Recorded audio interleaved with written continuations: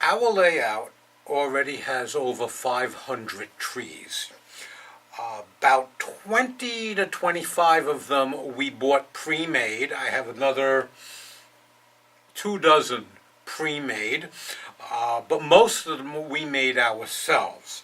Now, they came from this package from Woodland Scenic, which has trees. I'll show you how they're made. Or JTT, which has pre-made trees, but they still need a little bit of work. The finished products look like this. I have a little bit over 100 in this box already, a large variety of them, a large amount of sizes. These are all basically N scale, ranging from about 15 feet to about 80 feet in height by scale. Now, to make them, I use a diluted Elmer's glue. 50% water, 50% Elmer's glue. I mix them in a small container. And I add a little bit of dish detergent for emulsifier and a little bit of rubbing alcohol so that it dries a little quicker. And here I have what I use in this little cat food container and the brush that I put it on. Now, here's the way it comes in the plastic form. This is the Woodland Scenics. This is the stand. If you're going to be putting it on wood, for example, of which we have in some cases, and it just goes like that. I glue this on the scenery first and then do all the scenery around it, and when the tree is made, it just slips in. The JTT also just slips into the same one. They can be used interchangeably. Now you see, the problem with the JTT is a lot of the foliage is loose when you get it. To make them, you have to bend the plastic into the form you want it. Then you dip it into the glue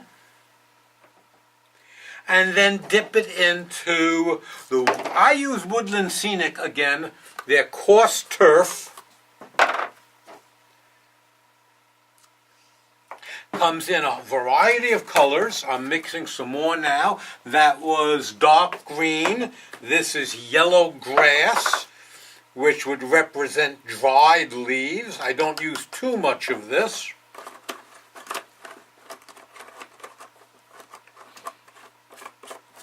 And here we have burnt grass for just a slightly different color. Again, I don't use much of it. Mostly it's the green. Mix it together.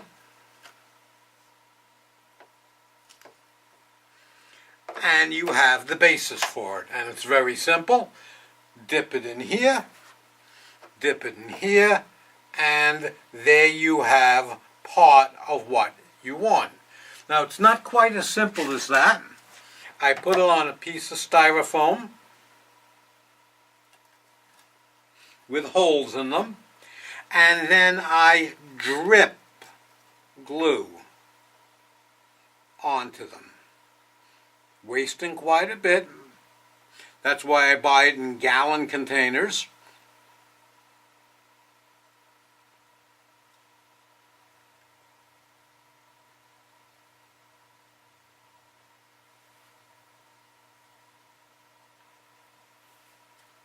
And then set it aside 24 hours to dry.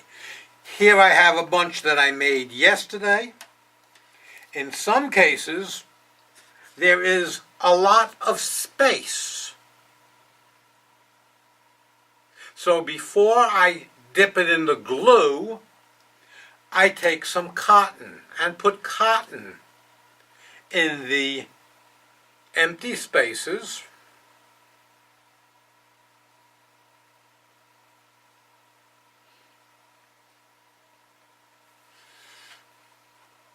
Glue it. I'm just going to do a small section here. and then sprinkle some of the coarse turf on it to hold it in plant. You can see the cotton is partially covered on the one side. Cotton is very inexpensive, while this stuff, the coarse turf, is considerably more expensive. Put a little glue over this over here. Otherwise, when the trains go past, it might blow them down. They can get on the track and get into the engines. We don't want that to happen. And again, put it on my styrofoam block, which has the holes in it already, and put it to the side. These I did, as I said, 24 hours ago. This one is dry and finished. Put it in my box. This one's going to need quite a bit more work. Here's one that had cotton on it. You might still be able to see a little bit of the cotton over here. Put a little more glue in that section.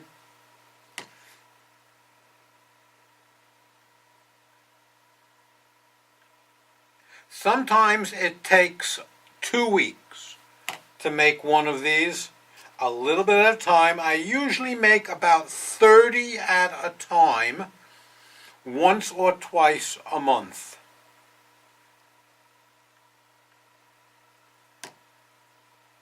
I have quite a bit of backup, and since there's very little I can do on the layout right now until Mark and I get the next section done,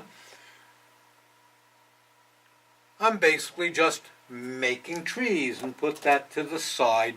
And one other very important thing, when I clean up everything, get out of the way, I have to put it on a high place to get it away from the cats. Otherwise, they're not going to be here when I come back.